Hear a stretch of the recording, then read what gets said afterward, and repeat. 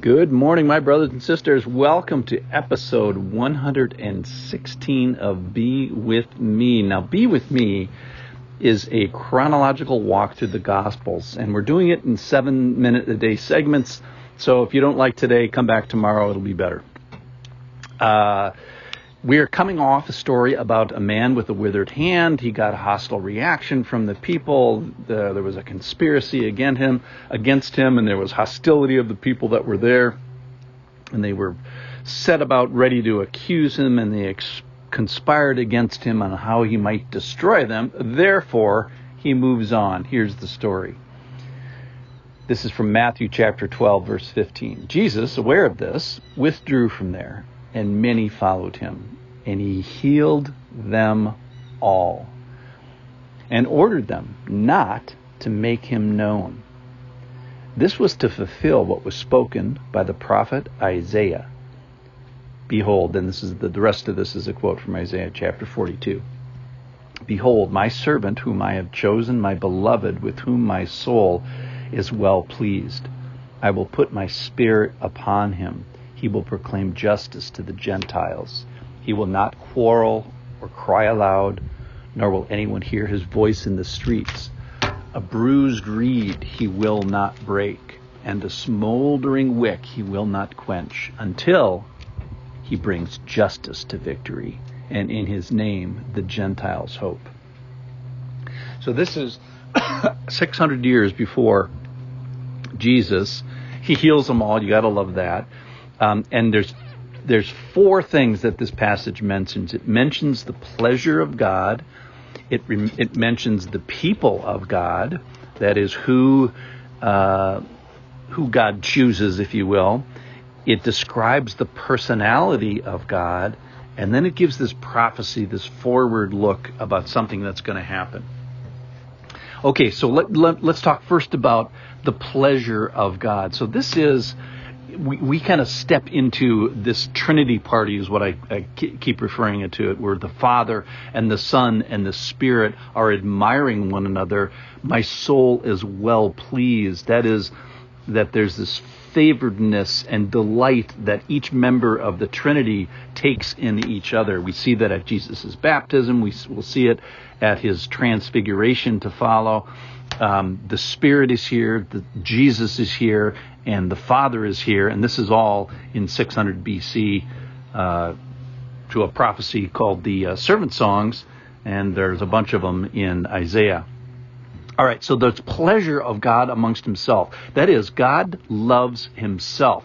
And you think, wow, that sounds arrogant. Well, hold on. To do anything otherwise would be idolatry. There's a lot to like in Jesus. There's a lot to like in the Father. There's a lot to like in the Spirit. And they must be admiring and pleased with one another and pleased with the other persons of the Trinity, because it's truth. Otherwise, they would be, lying to themselves and lying to us. So let's enjoy the Trinity enjoying itself. All right, let's talk about the people of God. And that is, he will proclaim justice to ... Who? Who is he proclaiming justice to? And then here, this is such a surprise because the Bible is primarily about the history of the Jews. Here's what it says. And he will proclaim justice to the, wait for it, the Gentiles. And we've seen this over and over, even in these short 116 7-minute considerations. We've seen it with the woman of the well, the Samaritan, who was sort of a half-Jew. We've seen it with the centurion asking Jesus to heal his son from afar. We've seen it with Jesus' references to Naaman and the widow of Zarephath when he was in Jerusalem, and when he even mentioned those two non-Jews, they wanted to throw him off a cliff. So here we see the heart of God through who he chooses as a people. That is, he chooses the unchosen. He chooses the poor. He chooses the foreigner. He chooses the widow. And he proclaims justice to a people group who generally justice was outside their reach, and not even expected, not even dreamed of. Justice at that era was whatever a person in power wants to do. It's hard for us to imagine, because that almost never worked out to be in the people's favor. In fact, maybe to take the word almost out of there, it never worked out for anyone's favor unless you were a member of that person's family. So the people of God, sort of the unchosen he chooses. And then we hear about the personality of God. We find out he's not quarrelsome. He's not loud. He's not advertising himself. In fact, he's trying to almost keep it quiet. We find that he's gentle. A bruised reed he will not break. A smoldering wick he will not quench.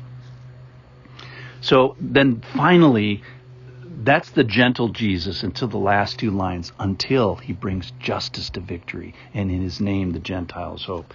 So this is going to be fulfilled clearly 100%, and justice is going to win. I always laugh when I see someone holding a sign that says, "We want justice." Really? Do you really want justice? Do you want 100% justice? Do you want 100% justice for what goes through your mouth? Do you want 100% justice for what's in your heart or what's in your head? If we had 100% justice, who can stand? The answer is nobody. So nobody can stand, unless you've hoped in his name. That's what that verse says. He'll bring justice to victory, and in his name the Gentiles will hope. They better, because otherwise you don't want justice.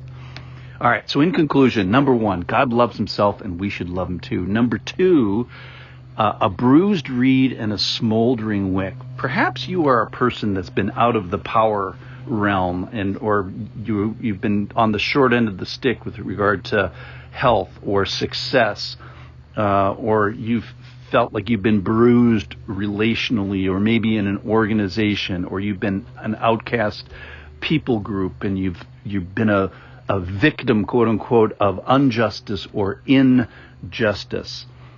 Well, that's how this verse starts, and it kind of doesn't end like that. So the woe is me turns into, don't be stuck there, because then the teaching point is to go with he. Don't stop with woe is me.